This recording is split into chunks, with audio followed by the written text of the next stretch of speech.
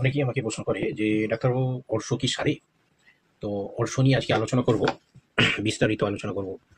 অর্শ কেন হয়, কি কারণে হয়, অর্শের লক্ষণ কি, এবং অর্শের বিভিন্ন হোমিওপ্যাথিক এবং বায়োকেমিক মেডিসিন কি কি আছে, এবং কিভাবে এটাকে কিওর করা যায় ওষুধের দ্বারাই বা কিছু ডায়েরি ম্যানেজমেন্ট পদ্ধতি অবলম্বন করে কিভাবে এটাকে কিওর করা যায় সেই নিয়ে আজকে বিস্তারিত আলোচনা করব।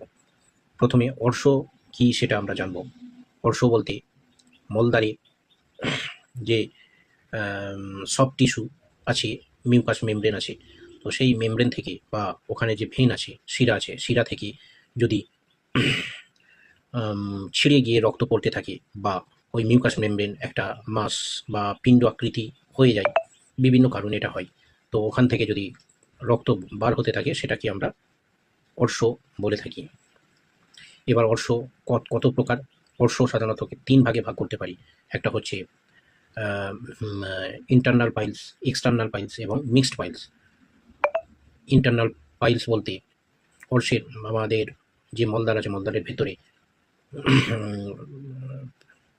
শিরা স্ফীতি হয়ে বা শিরা কেটে গিয়ে বা শিরা ঝুলে গিয়ে একটা পিণ্ডের আকৃতি, মোটর কড়াইয়ের আকৃতি ধারণ করে, এবং যখন পায়খানা হার্ড হয়, স্টুল যখন হার্ড হয়, সেটাকে চাপ পড়লে তখন ওখান থেকে ব্লিডিং হয়, রক্ত পড়ে।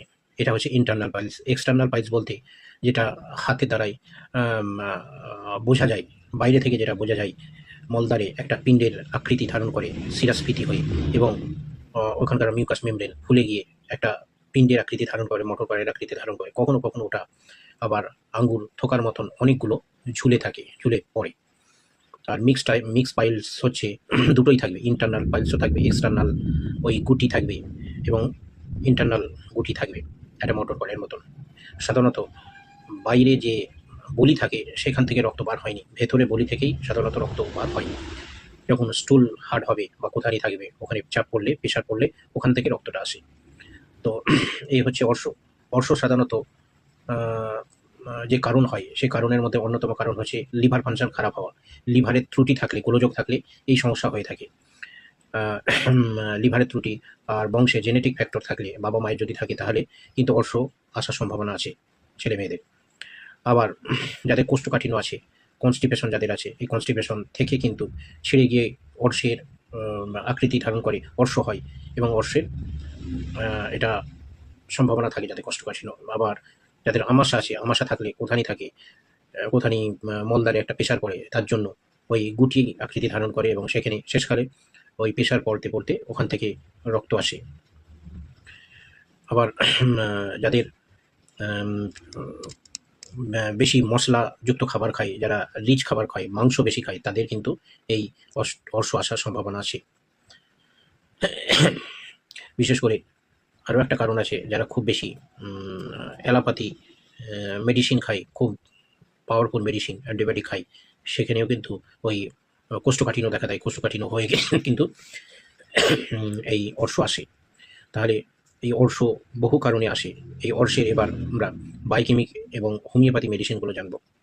প্রথমেই যে হোমিওপ্যাথি মেডিসিনগুলো বলবো সেটা হচ্ছে যেমন হেমামেলিস 200। হেমামেলিস 200 হচ্ছে যখন অর্শেতে ব্লিডিং হবে, ব্লিডিং হওয়ার জন্য ব্যথা হবে, যন্ত্রণা হবে, এবং তার সাথে ব্লিডিং হচ্ছে অনবরত, যখনই পায়খানা যাচ্ছে সেই সময় ব্লিডিং হচ্ছে পায়খানার সময়, এই ব্লিডিং হওয়ার জন্য হেমামেলিস 200 এই মেডিসিনটা ইউজ করা যাবে। এটা দিনে দুবার, সকালে বিকালে রাত্রে দিনে 3 বার খাওয়া যাবে। এবং আরেকটা মেডিসিন আছে, ওর সাথেই খেতে হবে, অ্যাসিড নাইট্রিকাম 200। এটাও 200 পাওয়ার। এটা সকালে বিকালে দুবার করে খেতে হবে, পর্যায়ক্রমে খেতে হবে।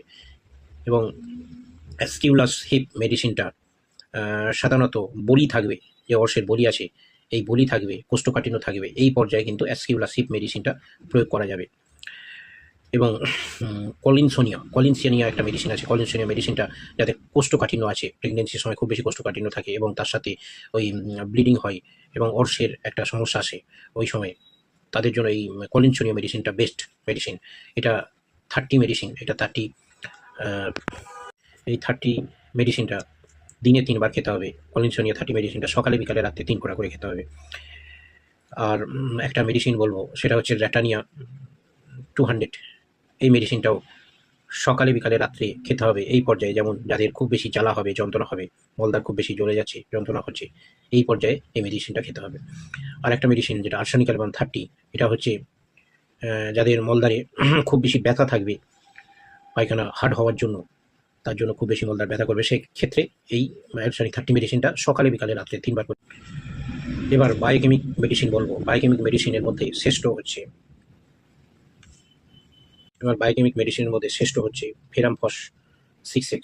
এই ফেরামফস মেডিসিনটা সাধারণত ব্লিডিং হলে এবং এই যে মেডিসিনটার কথা বলছি ফেরামফস 6X, এটা 4টে করে ট্যাবলেট সকালে বিকালে রাত্রে 3 বার করে খেতে হবে। তার সাথে ক্যালকেরিয়া ফ্লোর 12S, এই মেডিসিনটাও পর্যায়ক্রমে খেতে হবে। ফেরামফস এবং ক্যালকেরিয়া ফ্লোর, এই মেডিসিনটা সকালে বিকালে রাত্রে 4টে করে ট্যাবলেট চিবিয়ে খেয়ে একটু গরম জল খেতে হবে। এই 4টে ট্যাবলেট মেডিসিনটা চিবিয়ে খেয়ে নিয়ে একটু গরম জল খেতে হবে। এই ক্যালকেরিয়া ফ্লোর এবং ফেরামফস মেডিসিনটা খুবই গুরুত্বপূর্ণ মেডিসিন এই অর্শের জন্য, এটা পর্যায়ক্রমে খাওয়া যাবে। এই দুটো মেডিসিন খেলে সাধারণত এই ব্লিডিং এবং ফোলা অংশটা সেরে যায়। আর যে হোমিওপ্যাথিক মেডিসিনটা বললাম, কয়েকটা মেডিসিন বললাম, এটা সিমটমস ওয়াইজ দিতে হবে। তো এই কয়েকটা মেডিসিনই বেস্ট মেডিসিন, আরও অনেক মেডিসিন আছে সেগুলো লক্ষণ ভিত্তিক দেওয়া যায়, কিন্তু এই যে মেডিসিনগুলো বললাম এগুলো বেস্ট মেডিসিন। এটা সাধারণত এই অর্শের জন্য এই কয়েকটা মেডিসিনই শ্রেষ্ঠ, এবং এইগুলো মেডিসিনগুলো দিলে রোগ সেরে যায়। এইটা যাদের ক্রনিক অর্শ আছে, ক্রনিক পাইলস, তো তাদের জন্য কিছুদিন মেডিসিন খেতে হবে, যেমন 15 দিন খেতে হবে, 15 দিন খেয়ে আবার কিছুদিন গ্যাপ দিয়ে আবার খেতে হবে। ক্রনিক হলে একটু লং টাইমের জন্য ওষুধটা খেতে হয়, খেলে রোগ সম্পূর্ণভাবে সেরে যায় এবং এটার জন্য আর কোনো অপারেশনের দিকে ছুটতে হবে না। তো তাই বন্ধুরা, এই আজকে পাইলসের নিয়ে আলোচনা করলাম। পাইলস সম্বন্ধে যদি আরও কিছু জানতে চান বা চিকিৎসা নিতে চান, তাহলে আমার এই হোয়াটসঅ্যাপ নাম্বারে মেসেজ করবেন বা ফোন করতে পারেন। আমার ফোন নাম্বারটি হলো 9564003363। আরও একবার বলছি নাম্বারটি 9564003363। যদি পাইলস বা অর্শের সমস্যা থাকেন তাহলে এই নাম্বারে ফোন করে আমার চেম্বারে আসতেন, চিকিৎসা করতে পারেন। তো যে কোনো ব্যাপারেই এই নাম্বারে আপনি কল করে চিকিৎসা নিতে পারেন। ঠিক আছে তো বন্ধুরা, ধন্যবাদ।